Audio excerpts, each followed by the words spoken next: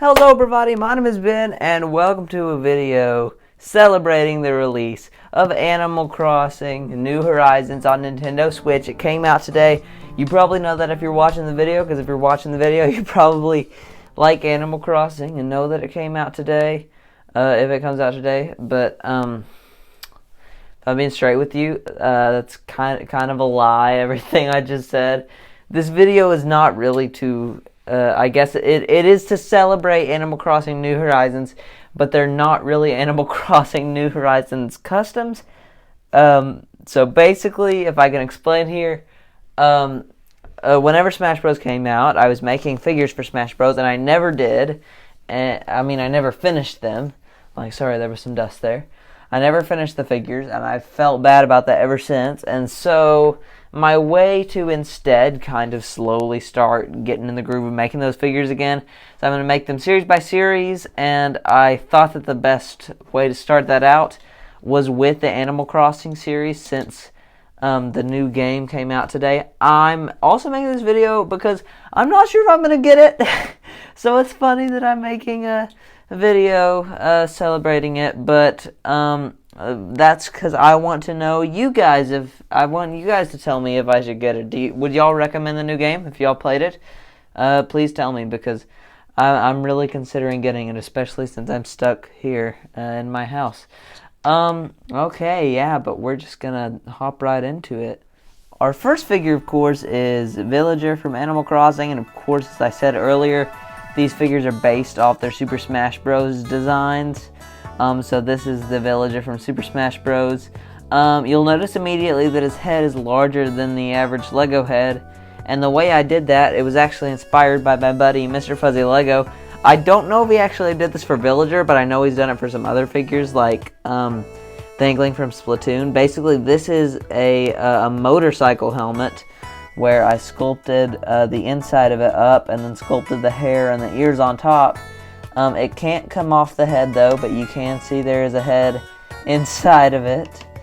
But yeah, it's basically a motorcycle helmet for his head, which is very, very interesting, but I think it gets the shape kind of perfectly.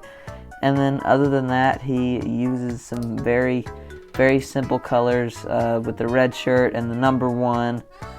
Which wasn't that hard to do. This whole figure was pretty simple, but it's much like the game. A very, very simple aesthetic, but the bright colors and everything. Really proud of this guy. And yeah, he uses short legs because I figured that mid legs and normal size legs would be too big for him, and that made him the same size as this next figure. And yeah, I don't really have a lot to say about this figure. Is really, really simple. But yeah, that's Villager. The next figure is Isabel, who definitely did take a little bit of work, and it's been a little bit longer since I made her. I actually made her pretty late last year. But comparing her to Villager, basically what I did here to make her skirt, I didn't want to use short legs because she has really stubby legs, and I guess you could say that for Villager as well, but I feel like it would kind of look weird if I did this on a more human character.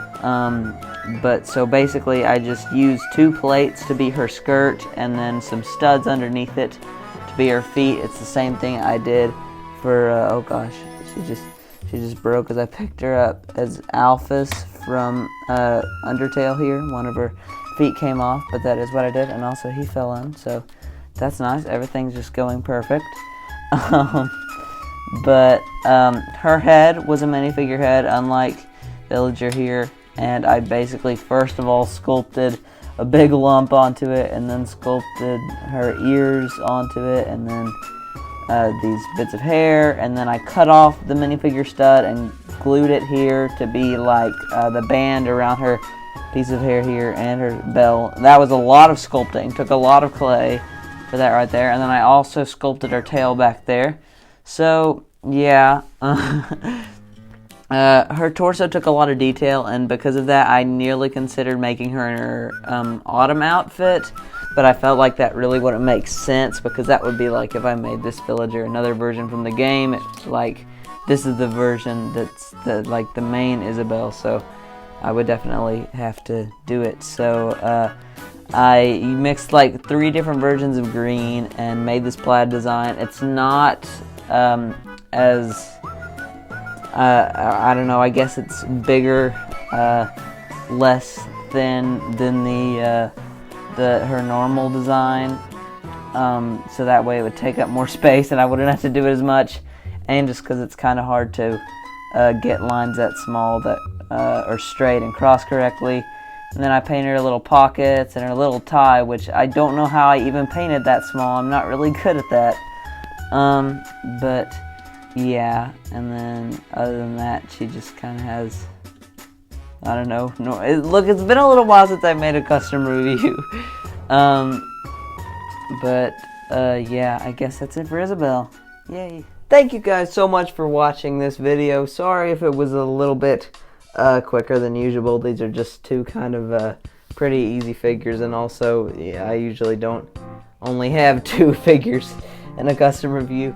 But thank you so much for watching. I will continue to create Smash Bros videos of this sort where I kind of just make them like kind of one at a time, I guess.